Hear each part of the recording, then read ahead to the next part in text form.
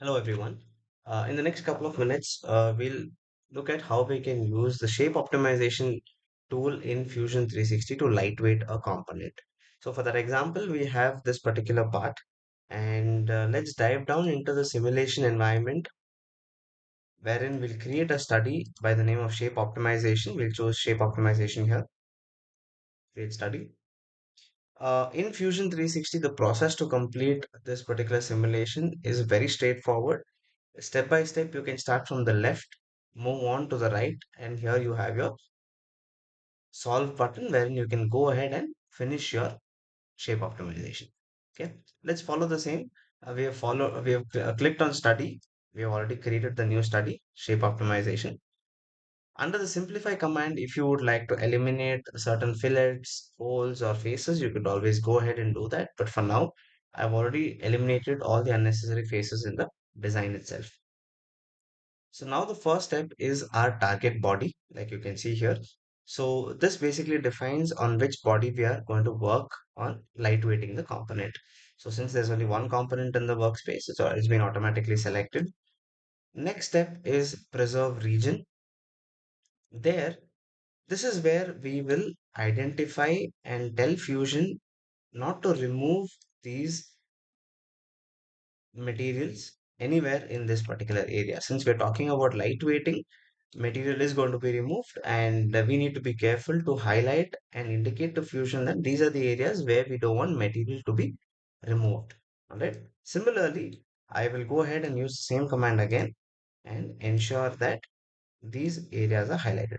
So what are these areas that I've highlighted? This is where constraints will be applied, and this is where loads will be applied. So that is the reason we are preserving that particular region. Next, we have shape optimization criteria. And you can see under the same panel button here, we have shape optimization criteria and symmetry plane as well. Let's come down to shape optimization criteria. For now, for this example, I would like to reduce the weight of my component using the target mass option. So under that, I will switch down to 60% is what I want to achieve from the existing mass. Okay, and click on OK. So that's my major criteria here. Post that, I will go ahead and use a symmetry plane to ensure that I get a very symmetric design along the back. So I can go ahead and select the XY plane, and I can also click on this second button here on this dialog box so that I have a design that is symmetric both on the horizontal and the vertical plane as well, right? The next step you can see here is assigning materials. And for this example, I would like to go ahead with steel. Not many changes there. So we can go have a look at the properties of steel here anytime you like. The next step would be to constrain. And right now I would like to fix these constraints and fix these faces. This is where the component will be fixed and supported on in the real world scenarios, right? We have options here, just like in the static stress analysis environments, fixed, pin, frictionless, if you'd like to apply any of those. So in this case, I'm going ahead with fixed. And the next step would be to apply loads, structural loads to be specific. We have a couple of options, force, pressure, moment, and so on. In this case, I'll be taking force. I'll be applying force on this face and this inner face. We can go ahead and create the shape optimization for 100 Newton load and move on from there. So right now loads have been applied, and since this analysis is being performed only on a single component, we can skip the contacts option and we can go ahead and click on the mesh view. Give it a couple of seconds till computes the mesh. Once the meshing is done, you can go ahead and you can notice we have an option here called as pre-check, which gives us three different indications, whether it's a red, orange, or green. Green meaning there are all right inputs that we need to perform the analysis. So right now it's at the green. We can go ahead and click on solve. Just a gentle reminder that all these kind of studies are performed on the cloud. So be mindful of your cloud credits as well. So I can click on solve one study, give it a couple of seconds, let the study be sent to the cloud, solve it, and then we receive them.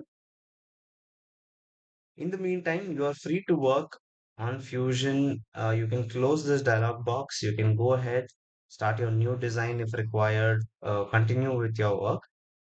Once the simulation is completed, you will get a notification here saying that the results are ready to view. You can click on that and it will take you right into the results dialog box as well. I'll forward here and I'll open up with the results page. Okay. Looks like the shape optimization has been completed, and these are the results that we can see on our screen right now. Okay. So you can notice the approximate mass of this particular component is now 9.45 kgs, with a reduction in near about 60 to 61% in mass reduction. Right. Now, what would be the next steps? Okay, so since we have this design, after all the lightweighting that shape optimization has done for us, how do we promote this to our design? On the top left hand side corner on the ribbon, we have an option called as promote. We'll promote this into our design workspace so that we could go ahead and overlay it onto our component. Right here, what we do, we can create a new sketch on the top face.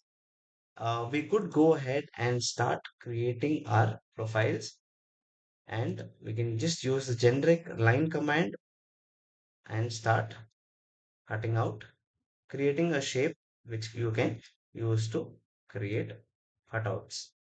Okay, so I'll keep it there.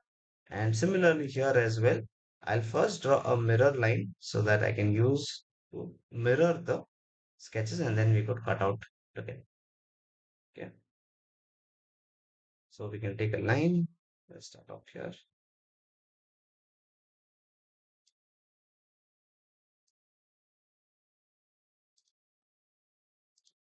I could parallelly also mirror post the extrusion as well.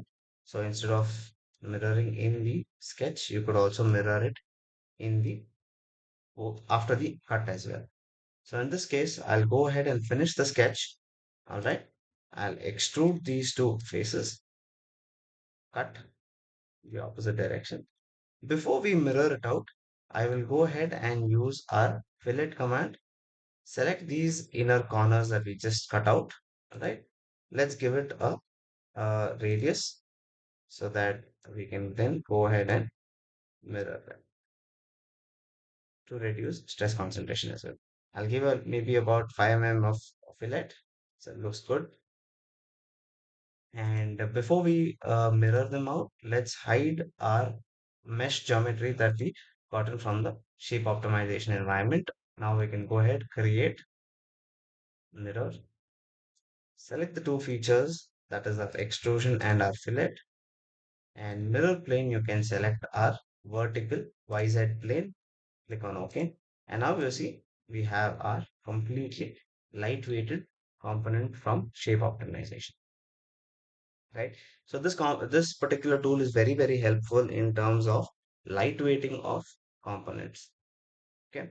Earlier, I believe the weight of the component was near about 15 kgs, but now when we look at it in the design phase, it is for the same material, steel. It is we'll also have to hide out the mesh body as well. It's overlapping. Let's close that. And we could also go ahead and delete the mesh geometry now that we're done using it as an underlay. So properties. So you can see it is 9.45 kgs or 9,484 kgs. So earlier was near about 15,000 kg, 15 kgs. Now it is 9.5 kgs, which is again a reduction of 60%. That's the target mass that we had actually indicated as well. Hoping this was adding some value to your learning curve. Please do stay in touch, drop in your valuable comments. As always, we are open to individual trainings, one-on-one trainings, and group sessions as well. I'll drop in my number so you can always reach out to us. Thank you so much.